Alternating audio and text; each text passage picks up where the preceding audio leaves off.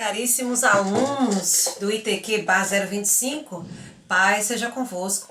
Vamos a mais uma videoaula da nossa matéria Dons e Ministérios. Estamos no segundo módulo e vamos estudar hoje o assunto Dons Espirituais.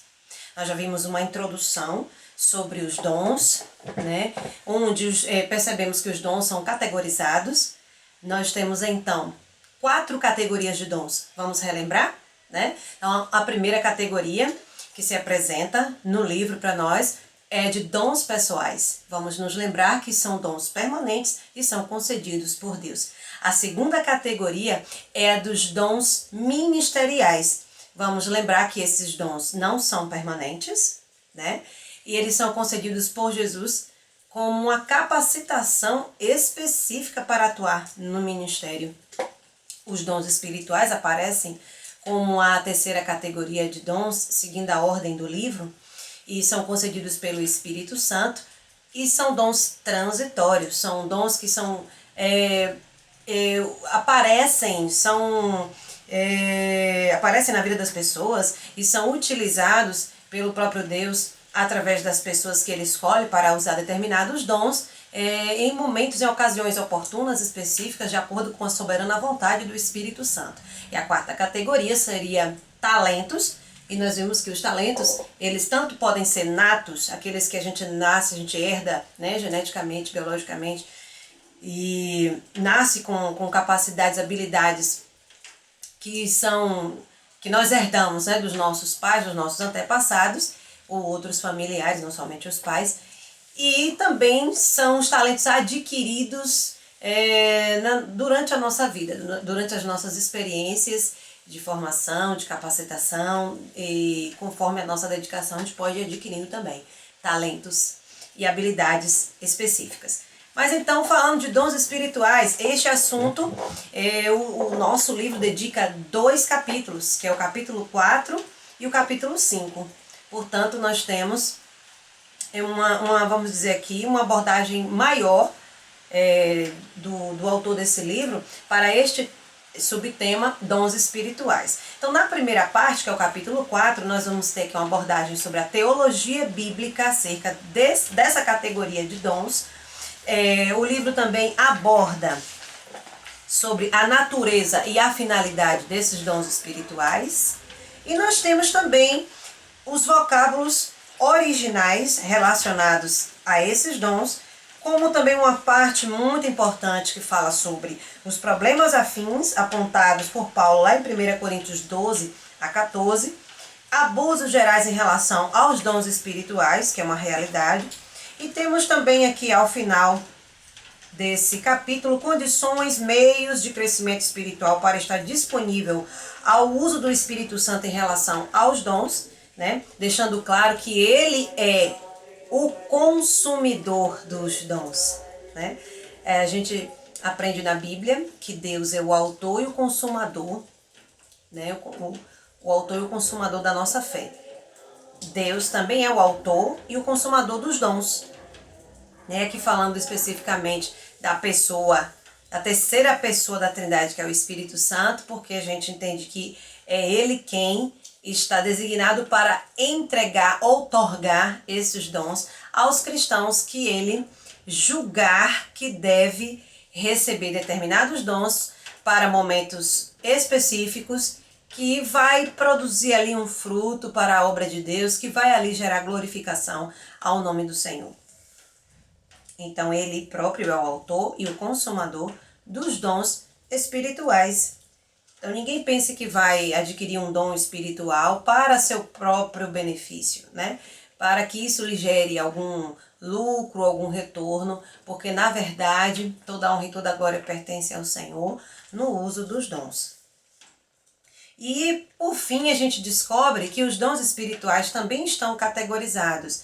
Eles são 9 ao todo, e esses 9 dons estão divididos em 3 grupos de 3. Então nós temos os dons de revelação, que aparecem como a primeira categoria dos dons espirituais, os dons de poder, que aparecem como a segunda categoria, e os dons vocais ou de inspiração, que aparecem como a terceira categoria dos dons espirituais. Então nós vamos voltar aqui para o início, página 61, tem uma introdução aqui falando a respeito do que a nossa declaração de fé da Igreja do Evangelho Quadrangular fala a respeito dos dons espirituais e diz: cremos que o Espírito Santo tem os seguintes dons a serem concedidos à igreja crente e fiel ao Senhor Jesus Cristo: sabedoria, ciência, fé, dons de curar, profecia, discernimento, línguas, interpretação, que, conforme o grau de graça e fé de quem os receba, esses dons são repartidos a cada um diversamente, segundo a vontade do Espírito, que eles são dignos de serem muito avidamente desejados e buscados na ordem e proporção em que mais sejam edificantes e benéficos à igreja. Essa é a posição, é o posicionamento oficial da denominação que você faz parte. Lembrando que a nossa declaração de fé é de autoria da nossa fundadora, a fundadora internacional, daí é que Aimee Semple McPherson. Lembrando também que ela foi um precioso instrumento nas mãos de Deus, uma mulher a quem o Espírito Santo outorgou, ou seja, concedeu e entregou variados dons espirituais, entre outros, né? Se a gente for investigar a biografia de Aimee, a sua história de vida, as suas obras e realizações, nós vamos descobrir que ela foi recebendo da parte de Deus vários dons pessoais, da parte de Jesus os dons ministeriais. Como evangelista, eu destaco esse dom ministerial em Aimee Semple McPherson. Com certeza foi o que mais se destacou na vida dela, já que ela tinha uma habilidade, uma capacitação sobrenatural mesmo, vinda da parte de Jesus, para estar levando o Evangelho do Senhor por toda parte, uma facilidade de atrair almas, de atrair as pessoas para Cristo, tinha visão, estratégias muito diferenciadas das pessoas comuns, das pessoas que não possuem o dom de evangelismo, né, o dom de evangelista, melhor dizendo. E por essa razão ela se tornou fundadora de uma denominação, abrindo igrejas, em vários lugares e levando o evangelho por vários países, né? Assim, ela não teve tempo suficiente para abrir tantas igrejas, mas ela construiu um templo suntuoso lá em Los Angeles. Para quem não sabe, é lá que fica o Templo dos Anjos, que é a sede internacional da Igreja do Evangelho Quadrangular. E ela construiu um lugar maravilhoso naquele tempo, né? Ainda anos 20. O Angelus Temple foi inaugurado, se eu não me engano, em 1º de janeiro de 1923. E ela viajou por todos os Estados Unidos, passou por várias cidades, né? Levou muitas pessoas à conversão.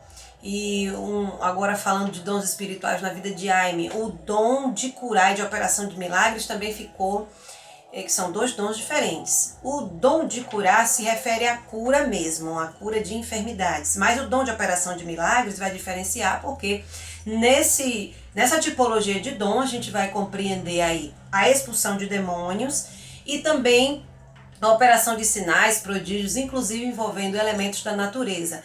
Então, Aimee, na sua biografia, a gente tem registros de coisas espetaculares e sobrenaturais que aconteceram através da vida dela.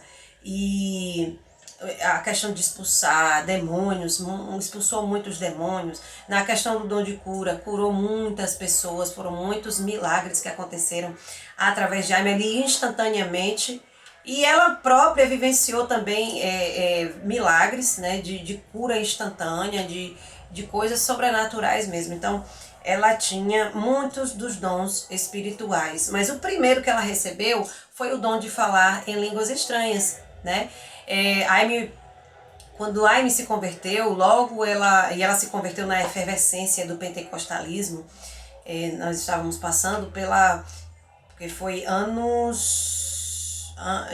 mais ou menos 1920, um pouco antes disso. Nós estávamos passando pela efervescência do pentecostalismo, como eu já disse aqui, então um período histórico de avivamento, o nascimento das igrejas pentecostais. ela ouviu a pregação de um homem pentecostal. Esse homem falou em línguas quando estava pregando ali, no momento que ela estava assistindo. Ela foi lá assistir com a intenção de zombar, porque ela, como uma crente tradicional, achava um absurdo os crentes daquela época que surgiram com essa novidade, né, de falar em línguas estranhas. Então ela se sentou com seu pai ali para assistir a pregação de um evangelista, e ele estava pregando na língua inglesa ali normalmente. De repente ele parou a mensagem, olhou para a Aime e falou algumas palavras em línguas estranhas, e só a Aime entendeu. Aí, para vocês compreenderem que houve ali uma manifestação de dois dons. O dom de falar em línguas foi o missionário Robert Semple, que estava ali, né, manifestando esse dom. E o dom de interpretação, a Aime recebeu naquele momento. Veja, para você entender que ela não era batizada ainda com o Espírito Santo, e também não sei dizer se esse dom permaneceu nela, mas naquele momento quis o Espírito Santo fazer com que ela compreendesse as palavras em línguas estranhas que foram proferidas pelo missionário Robert. Né? E naquele momento Deus estava entregando uma resposta só para ela, então só ela entendeu.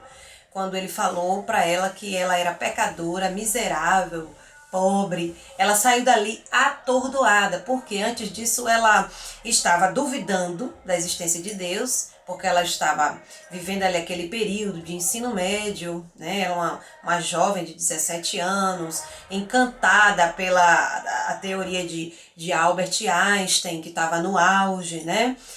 E então ela começou a duvidar da existência de Deus, mesmo tendo sido criada no Evangelho, né? Desde sua infância. Então ela se desviou do caminho do Senhor, e antes dela antes dela passar por essa experiência e assistir esse missionário pregar, ela falou com Deus, disse assim: ó Deus, chegou da sua janela e falou: ó Deus, se é que há um Deus, revela-te para mim.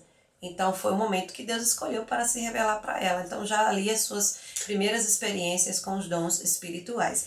Depois disso, ela nasceu no coração de Aime um desejo enorme pelo batismo com o Espírito Santo. E esse assunto a gente precisa abordar aqui.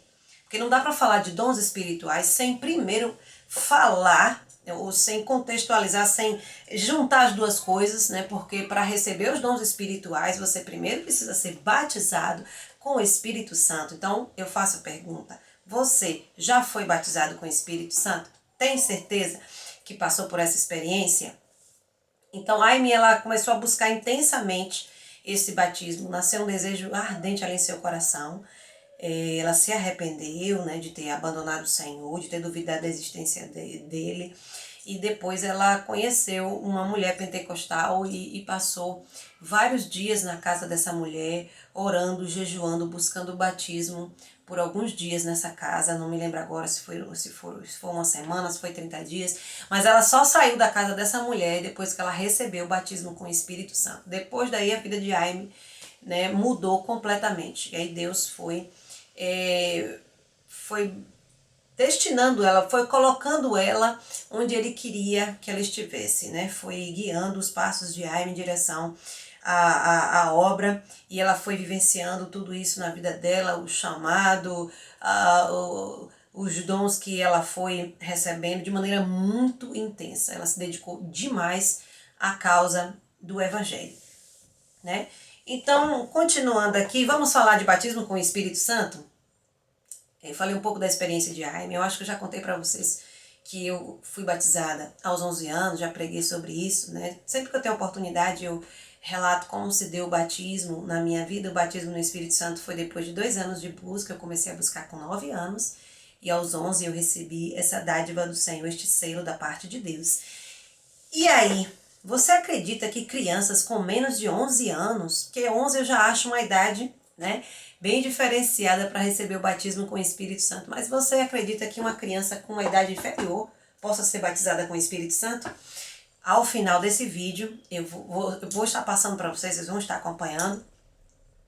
Eu peguei na internet, né, uma imagem que mostra que uma criança de cerca de 3 ou 4 anos recebeu sim o batismo de fogo.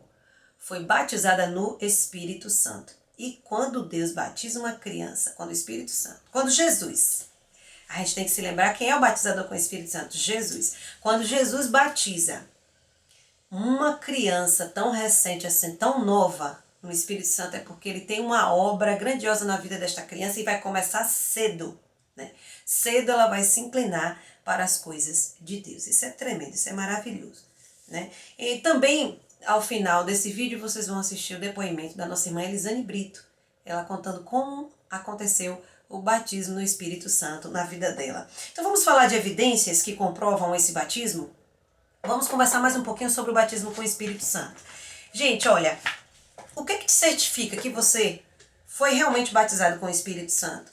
Porque na vida secular, nós podemos provar títulos, podemos provar formações que recebemos, qualificações que temos, através de papel, né, de documento, um documento chamado diploma, um certificado, né? Eu peguei aqui, né, só para ilustrar, eu estou aqui segurando na minha mão o diploma, o certificado que prova que eu tenho nível superior, que minha formação é em pedagogia, e sem esse diploma aqui, que tem vários detalhes, eu não teria como exercer a minha profissão. Não adianta eu chegar para alguém e só de boca dizer, ó, eu sou pedagoga, e a pessoa já ir me contratar para trabalhar, ou eu entrar num serviço público, como eu sou funcionária pública, sem uma comprovação, né, através de documento. Esse, então, é o certificado mais importante da minha carreira profissional. Eu tenho aqui um outro também, ou um outro papel que eu guardo com muito cuidado, é um outro certificado, a prova de que eu tenho também pós-graduação. Infelizmente, só fiz uma, né? Mas eu tenho, no caso, um nível a mais superior. Eu tenho uma pós-graduação, uma especialização na área de administração da educação, gestão participativa. São os dois documentos mais importantes da minha carreira profissional. E na minha carreira ministerial, guardo também com muito carinho dois papéis muito importantes que certificam aquisições valiosíssimas na minha vida. Então, o primeiro, mais importante papel, ele já tem, né, 14 anos, vai fazer esse ano 14 anos, o meu diploma do curso fundamental em teologia, né? Sem esse diploma aqui eu não teria conseguido ser elevada a obreira, ingressar no ministério e poder ser nomeada pastora. E esse último que eu recebi 10 anos depois, né, em novembro de 2016, é o que prova que eu já cheguei à categoria máxima da Igreja do Evangelho Quadrangular, a categoria máxima do ministério, na Igreja do Evangelho Quadrangular, que é a categoria ministro, né? Então, guardo com muito carinho. Esses dois diplomas últimos que eu apresentei são as provas, né, das minhas qualificações na minha carreira ministerial. Mas para provar que você é batizado com o Espírito Santo, não existe documento, papel. Ninguém vai fazer um certificado, assinar e dizer, você é batizado com o Espírito Santo. Quem então que vai provar? Vamos nos lembrar que no capítulo anterior nós vimos sobre evidências internas e evidências externas em relação ao vocacionado, em relação ao chamado ministerial. Será que não existem também evidências internas e externas para o batismo com o Espírito Santo? Aí eu vou lhe dizer que sim, há. Primeiro, a primeira evidência eu vou colocar como externa, porque alguém de fora vai perceber, mas é interna também, porque você também percebe, né? No ato do recebimento, no ato do derramamento mesmo do batismo, né, do derramamento do Espírito Santo na sua vida, no dia em que isso acontece, é uma data ali que marca a sua vida para sempre. Eu nunca vou esquecer que comigo foi no dia 14 de junho de 1992, no culto da noite. E eu fui batizada nas águas pela manhã. Então, nessa ocasião, ao menos nesse momento, você vai falar em línguas estranhas, que é a primeira evidência. Ela é uma evidência externa porque você fala e percebe, aí também se torna uma evidência interna, você recebe ali um fogo que desce sobre você, todo o seu corpo ali percebe, você fica trêmulo, você se arrepia, você sente uma unção descendo sobre a sua vida, você exprime a as suas emoções ali com choro, você reage com grito, com choro, com alegria. É um transbordar de Deus na sua vida. Então, o seu corpo, sua alma e seu espírito são envolvidos nessa experiência magnífica. E é uma evidência externa porque se alguém estiver próximo a você, vai ouvir você falar em línguas estranhas. E aí pode ser que depois você não continue falando em línguas estranhas. Isso só vai dizer que você não recebeu o dom de falar em línguas, que entre os 9 dons espirituais esse é o menor. Mas pelo menos no ato, no momento, naquele primeiro dia, sim, você vai falar em línguas estranhas. E outras evidências que a gente pode dizer, né, que comprovou justamente o recebimento de dons. A partir daí o Espírito Santo vai começar a lhe qualificar. Então você pode de cara logo receber como primeiro dom o dom de falar em línguas e por conseguinte, e assim gradativamente, não quer dizer que de uma vez você vai recebendo outros dons, pode ser o dom de interpretação, ou você vai receber o dom de curar, o dom de palavra de sabedoria, o dom de palavra de conhecimento, ou um outro dom espiritual. Pode receber 3, 4, 5, é conforme a vontade do Espírito Santo.